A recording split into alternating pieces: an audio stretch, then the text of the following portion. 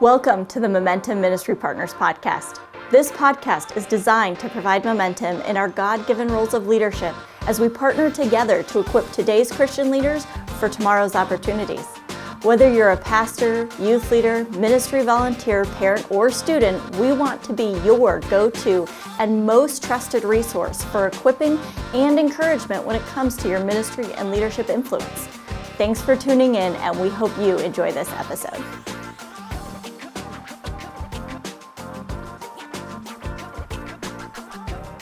Hello and welcome to today's episode of the Momentum Ministry Partners podcast. We're so glad that you're with us.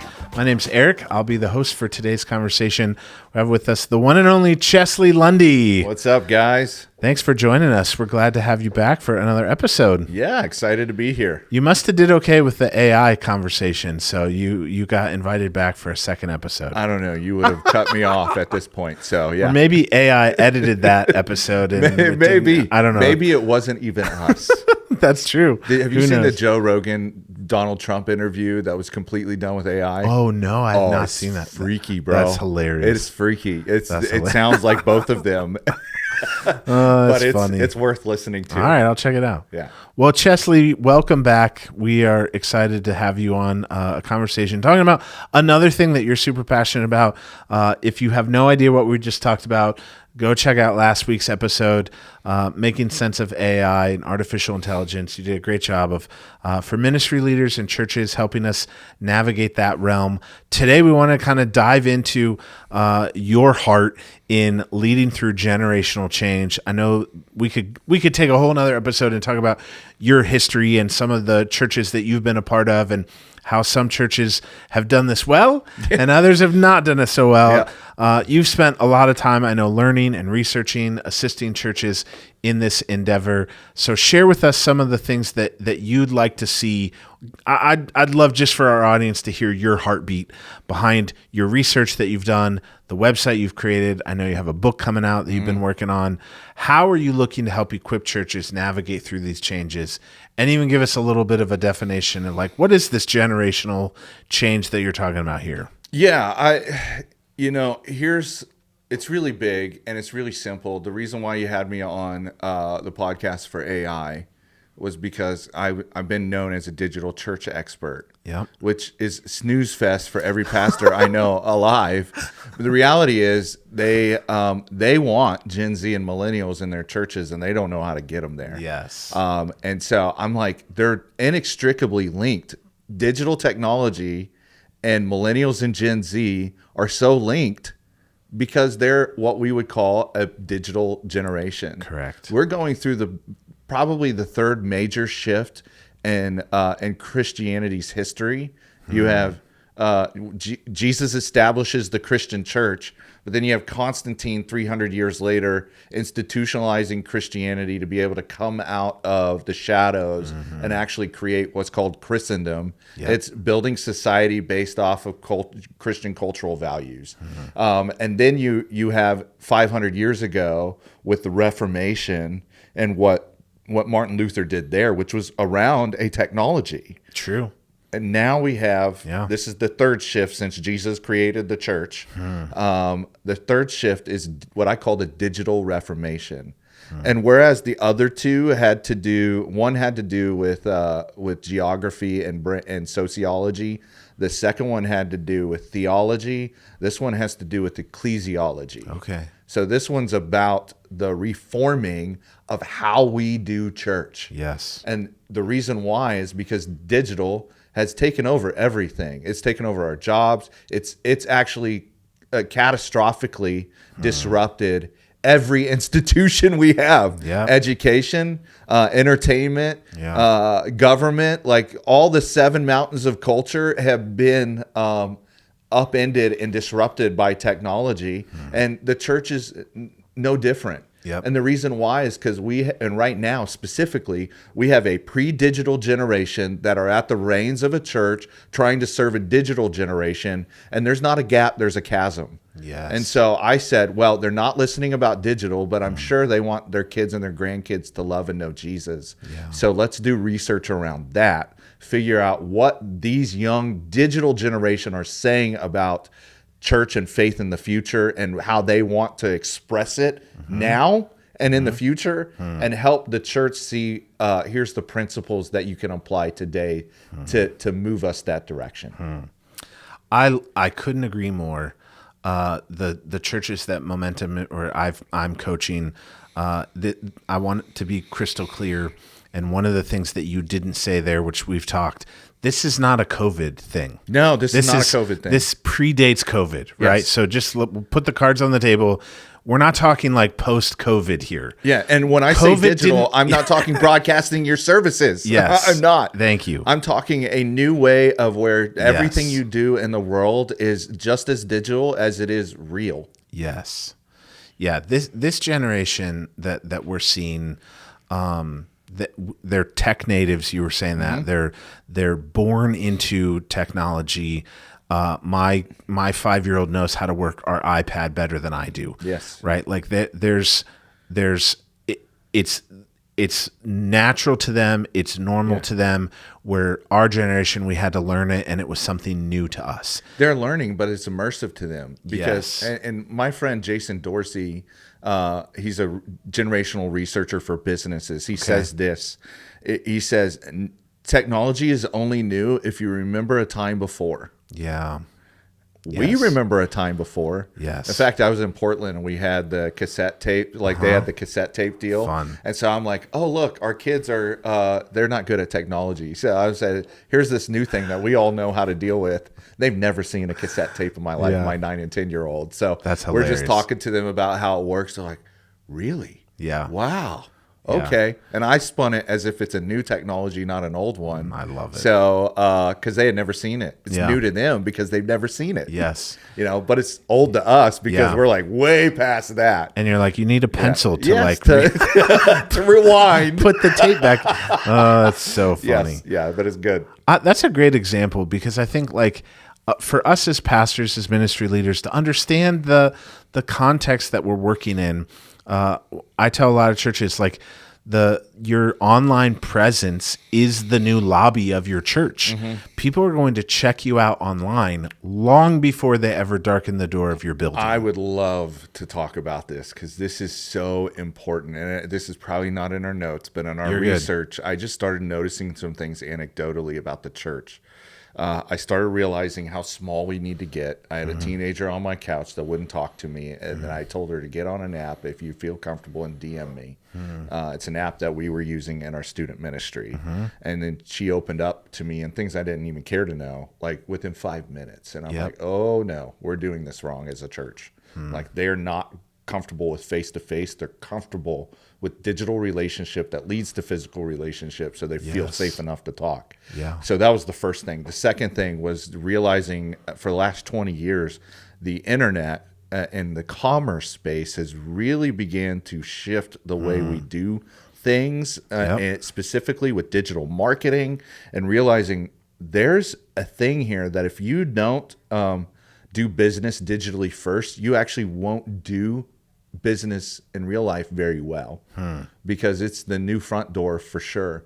But a lot of pastors hate this term that I'm about to use, but in our research, we found how important it is. In fact, 68% of millennials and Gen Z say pastors need to have one. It's called a personal brand. And it's your digitization of your reputation. I didn't come up with that. Roy Vaden, a coach of mine, did. Yeah. And so personal branding, and pastors have a hard time with this because they see other pastors like the only people that have personal brands are like the guy this past week that decided to get on somebody else's stage and say something bad about another person. Celebrity pastors at its Celebrity finest. pastors Yes. that are narcissistic. They're the Yeah. ones that have personal brands. We don't. Right. But what we're finding in a digital generation, they have to have somebody that is known digitally before and trusted. So the higher the need for trust, the more important a personal brand is, because to digital generations, personal branding is the first way to build trust.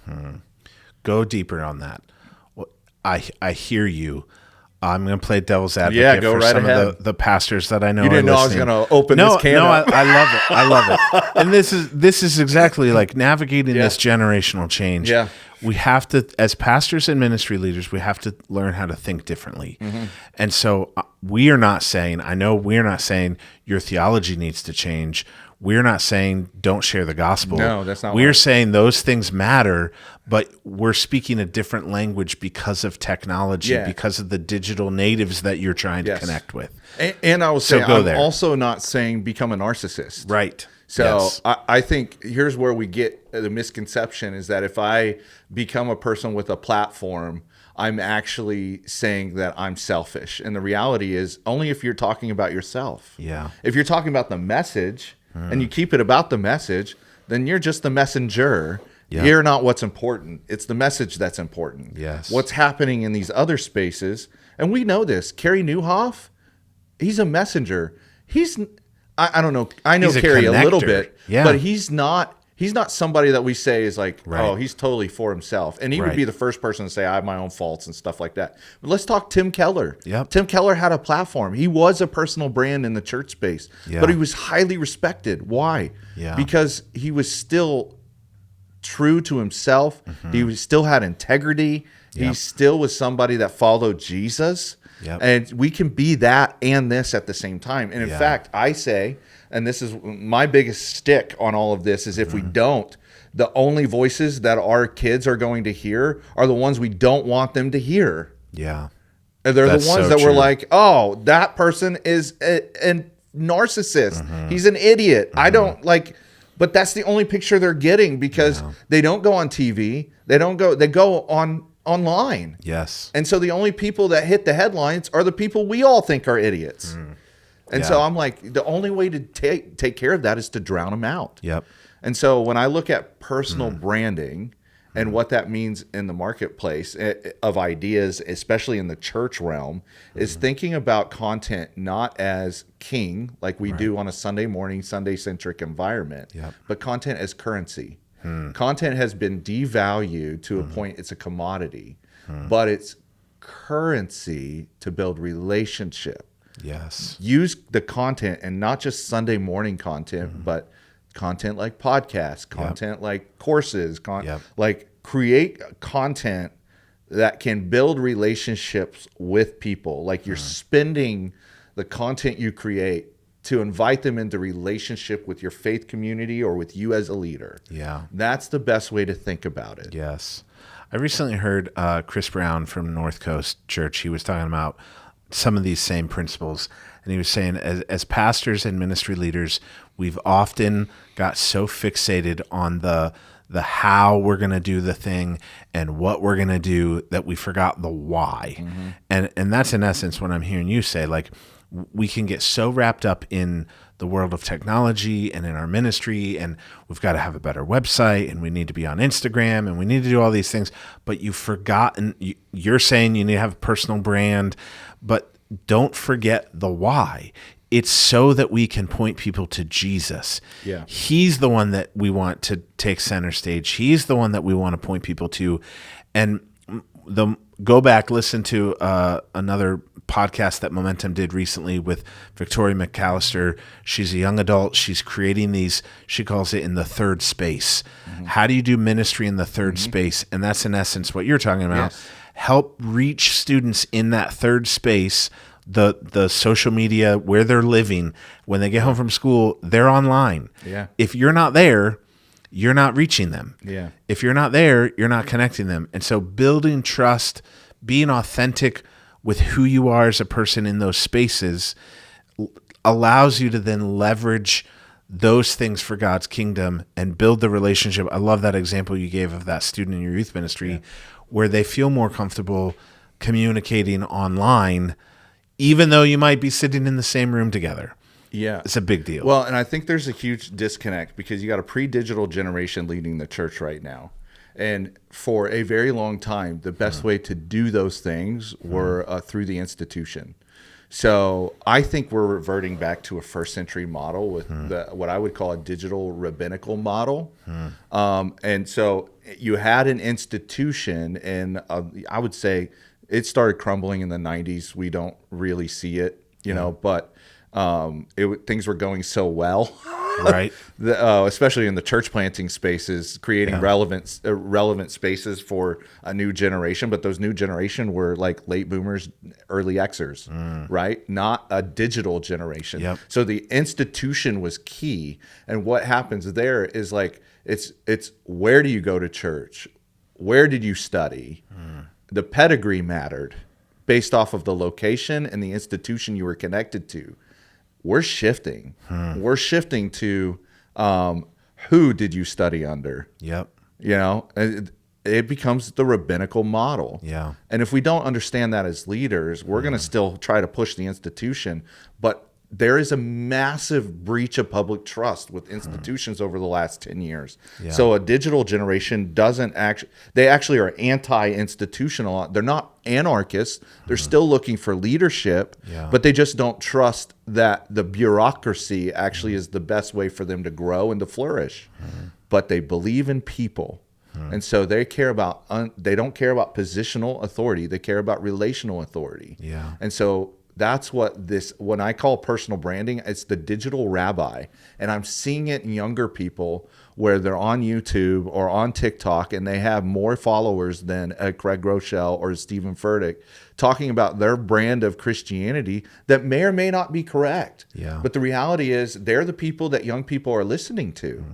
And so if you want that message to be like, well, this is what we believe and we need to get that out there, the best way to do it is do it as a rabbi in the culture that they're at. Just like the rabbis used to do. They went to the marketplace and they started preaching and they would gain a following and then they create disciples out of that. That's where we're headed. Yeah. Now follow that through for our local church context, for these pastors, youth pastors who are trying to navigate this world and they're thinking, how do I do that and build my digital brand and my online accessibility? Are you saying that then that rabbinical process begins and ends there? Or what I think I'm hearing you say is that's the starting point, and then you can draw them into community and actual authentic relationship. I want to give you a highly applicable model where I think the church is headed. Perfect. So you can actually start building it. This is why I harp on discipleship so much. Because of what I'm seeing. The church focuses on community because they think the community is their big selling point. The problem is the world, and when I mean the world, everybody in our culture doesn't go to community for anything they solve. Define community. How are you meaning that? Relationships with other people. Okay. Yep. And that's what we sell as a church is find your community, find your people, find your seven. The reality is nobody finds community by finding community, looking for community. Right. In fact, in American culture, that's not a big value of theirs. They have the symptoms of isolation and of loneliness, but they don't think community is going to fix the problem. It's something else that's going to fix the problem. We know it's the solution to a problem, or at least part of it. Yeah. But we need to sell the problem, and that's where content it comes in. And so the model that I see that is going to be most effective in the digital age is actually Dave Ramsey's model. And let me explain that. Dave gets on 3 hours a day on a radio show and just talks to people, but he's got a specific framework in which he talks to people through a lens.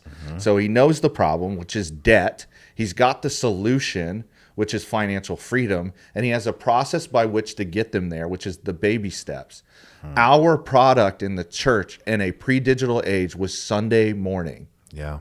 In a digital age, it's the discipleship pathway, what I call the transformation process, what Dave Ramsey calls the 7 baby steps. Yeah. That's our primary product in a digital age. It's not the event. The events are held around our primary product to get people into the primary product. And oh, by the way, when you're on your journey through the primary product to go from a debtor to somebody that has financial peace, that transformation, which is great. What I would call the 0 to a hero framework, right? That journey. You find friends that are on the journey with you. Yeah. And then here's the real community is having a guide and a mentor in front of you, helping you get further. Yep. having peers on both sides of you, not just one, and it always needs to be a group. I hate one-on-one discipleship. Jesus didn't do it. Jesus did 3-on-1 discipleship. We talk about one-on-one. It's not scalable. Right. Like it doesn't work. Like 3 works. Right. So 3 guys, a mentor, and somebody behind you with their 2 friends. You're helping them too. Yeah. That we see that in Star Wars. Who do you have? He had Leia and Han next to him. Luke Yeah. did, but he had the mentors in front of him. Yeah. And then ultimately we see he does it. He does it for other people as well. That's a real community. Yeah. But it's a community based off of the process of getting from where we are now to where we should head. That's the pathway, or that's the model for the future. Content leads to process, leads to community, and then the events facilitate that. It's ironic, Jesse, because I think when you see that's so good what you just said, and when you look at Scripture, if you were to go back and read the Gospels through that lens, I think you would see Jesus doing the same thing. I think you would see the same thing too. Absolutely. We lost it. I don't know where we lost it, but we did. But I think it was because the system was built in a way that didn't allow us to have it. Like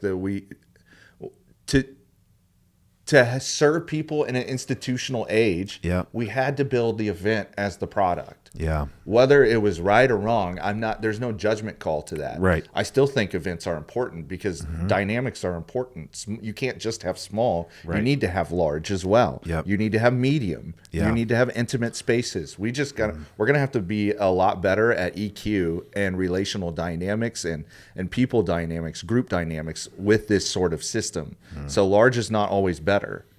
Small is not always better, and we're going to have to be more selective in the types of events we create to create those moments. Yeah. All right. I want to go back to one of the things on your website, and I know it's a thing that you've researched and studied. Yeah. In your research, you stated that the American church is about to fall off a generational cliff. Yeah. Give some context to that.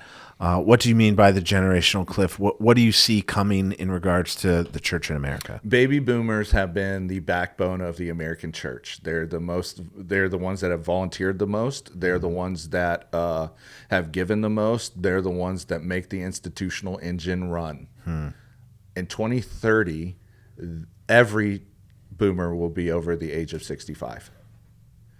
And when you get past 65, those that are on the younger side decide they become in active retirement. So they're going away from the church to live their best lives now, if they can. Yeah. The older retiring are slowing down and can't give nearly the amount of time and effort and money that they used to give because they're living off of it. And many times they're not healthy enough to be able to pull that off. And when you see where we're at with less than 4% of millennials and Gen Z in the church,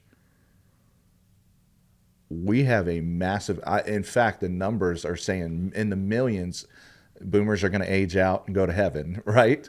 And we don't have anybody to make up the gap. Yep. And we're already seeing it in leadership. Yep. It's hard to get a young person to go into an older church. Yep. It's hard to get a young person, period, in ministry. And there's reasons. And so I just see the cliff is coming in the next 10 years. It's coming.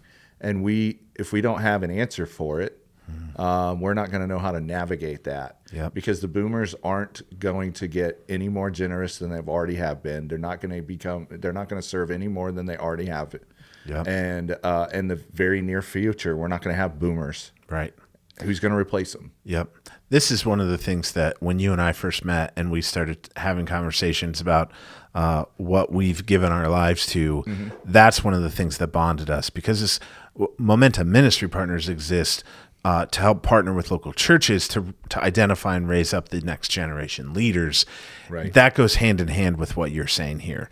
We're looking at pastors aging out and retiring at an alarming rate in that same time frame. And so when you realize, like, not only are the leaders of these churches going to age out and no one is coming to replace them, so are the congregations, and so are the people sitting in the pews, and so are the people wanting to serve and volunteer in leadership roles. So it is a big issue. But for you personally, why do you think this is the case? Why do so many Gen Z millennials, why are they not wanting to engage with our churches? What's the barrier there? What are the obstacles that you would point out to churches? So I'm going to speak from a leadership perspective first. Okay. Because as a millennial leader moving into, leadership roles in a church, consistently I end up in looking at an older church, asking how do we reach younger millennials in a pre-digital culture. Yeah. So they want you to do ministry the way they like it done because it worked to fulfill their needs. And as a millennial leader, I have no appetite for that because I know it won't work for our generation. The needs are different. The needs are very different. The methodology is very different. Yep. And so I am sitting there going, how younger leaders are going, I'm having to balance the old and the new. And what ends up happening often, most of the time, is we try to mix the two. And I know this really wise person that said, if you put old and new together, you lose both. Right. And for those of you pastors, is Jesus. I know you knew that, but just to be clear. And so there's this real tension that I have from a leadership perspective to go, no, we need new models. We need a new way of doing ministry that actually is built for the digital age. And I say digital age knowing I'm talking about millennials and Gen Z. And we have a pre-digital age that still wants us to be that. Yep. And the leadership looks different. The soft skills of leadership are still the same. But the methodologies and the strategies to reach and grow people in a digital age are very different than the old stuff. And so while I love the old, I still love going to church on Sunday. Yep. I still love the 3 points in a poem. Hey, I love to preach. So Yeah. I still think there's going to be room for that.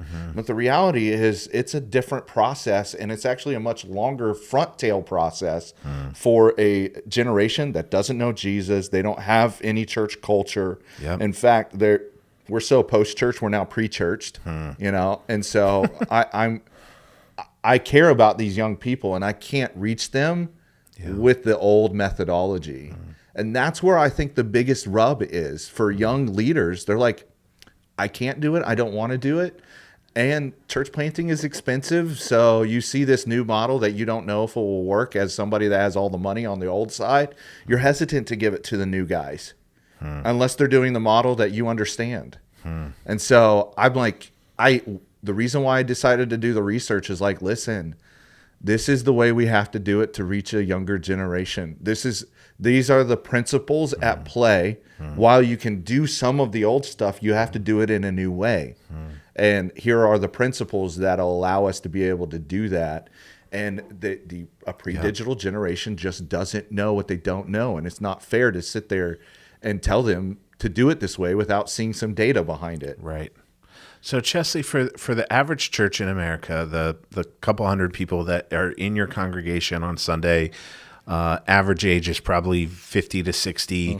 They're longing to stay relevant. They're looking to connect new churches. I'm seeing, I know of about 35 churches right now that are looking to hire a youth pastor, and their job descriptions look great. The things that they're trying to do look great.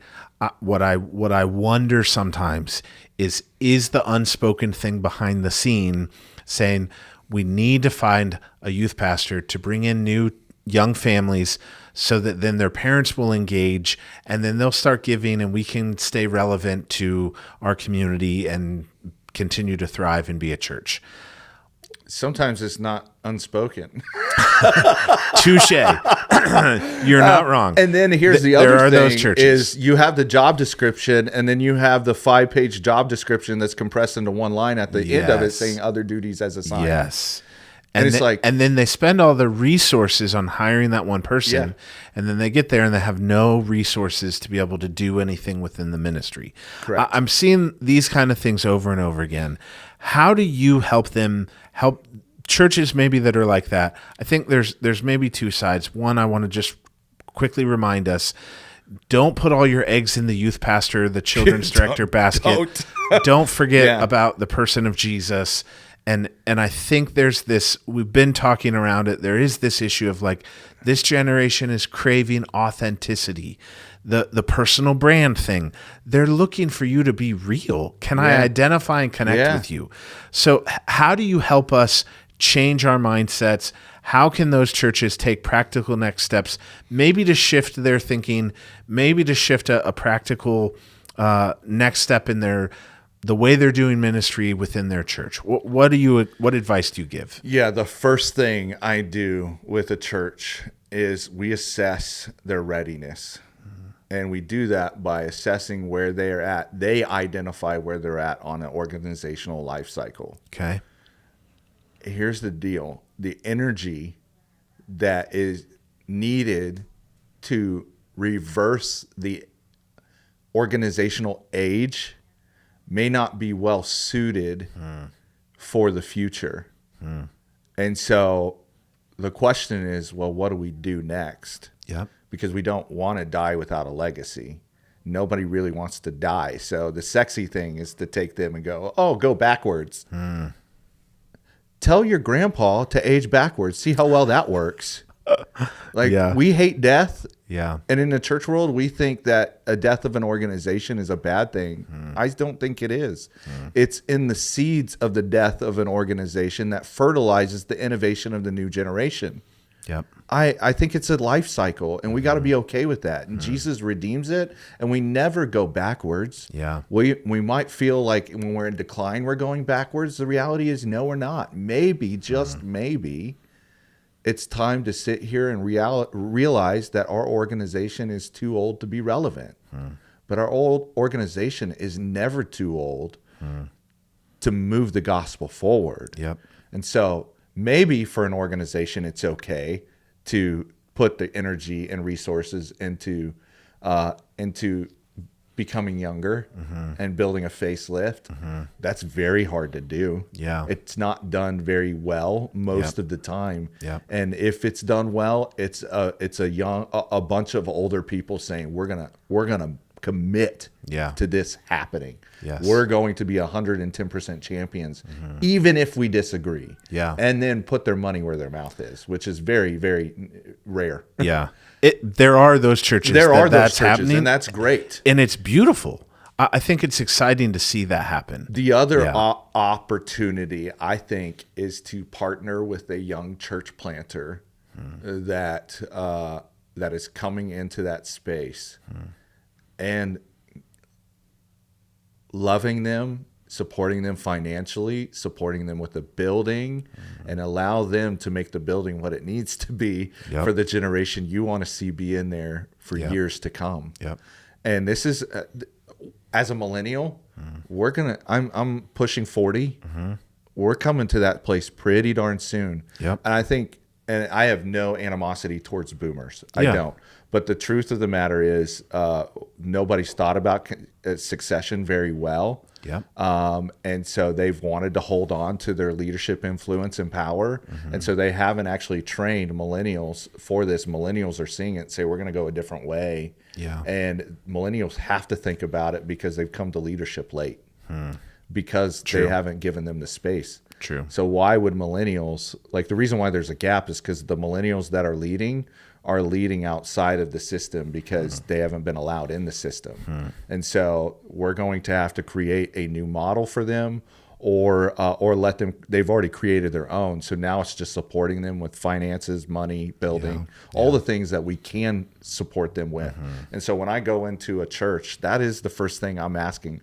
Are you even ready for this style of change? Where are you at in the life cycle?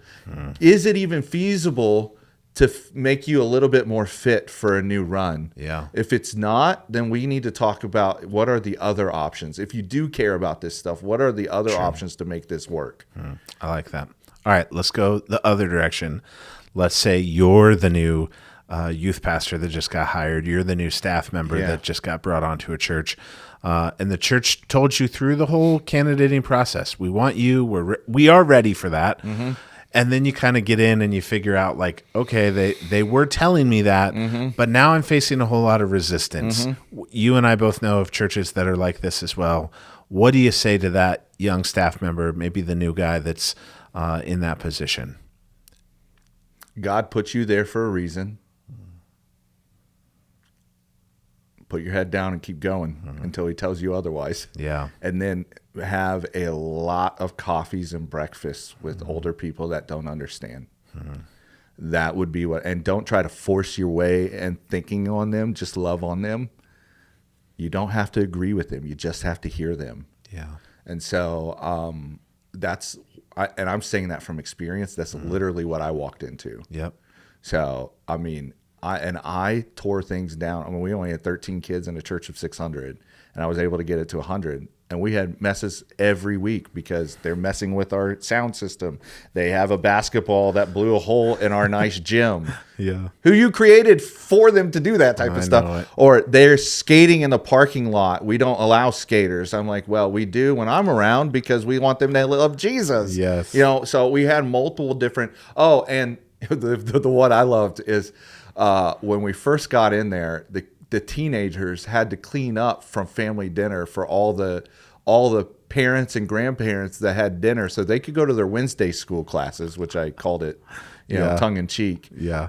I'm like, they're not going to invite friends. What do we do at youth group? Well, we clean up after our parents' messes. Yes. And then if we have time, we get to play and hear about Jesus. Yeah. But we can't do it too loudly because we might hurt the old people's ears, They won't be able to. And so that was and I was not looked at as somebody that was a lot of fun for traditional ministry because I kept putting my head down and making it about young kids. Yeah.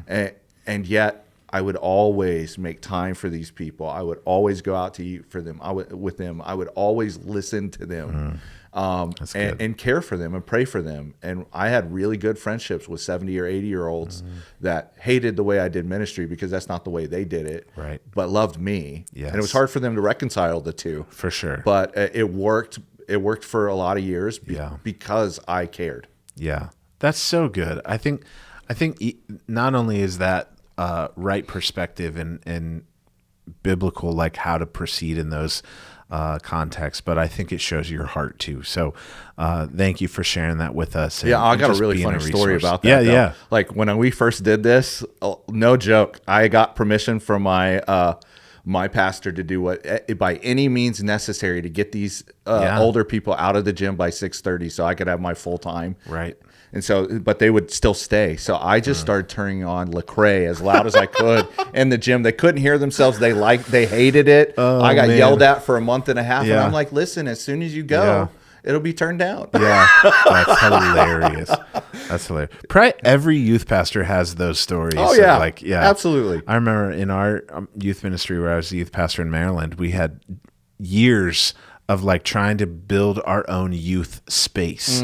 You know, we were sharing the old chapel that was brass, you know, chandeliers and the red mauve carpet and curtains and all of it. And so, you know, we'd finally renovated the space, made it our own youth room.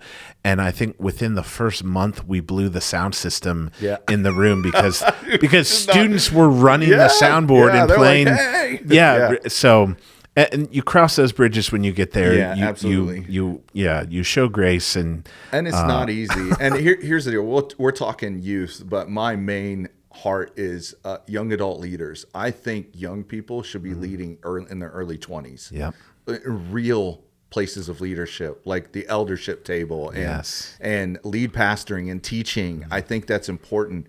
Gen Z aren't teenagers. Most of them are now adults, and millennials are in their mid 40s now. Yeah. And so we talk to them, you know, oftentimes I hear those young millennials and they're thinking they're still 18. Right. None of them are. Right. They're aging into their 30s. Yeah. The overwhelming majority of them are in their 30s, or early 40s.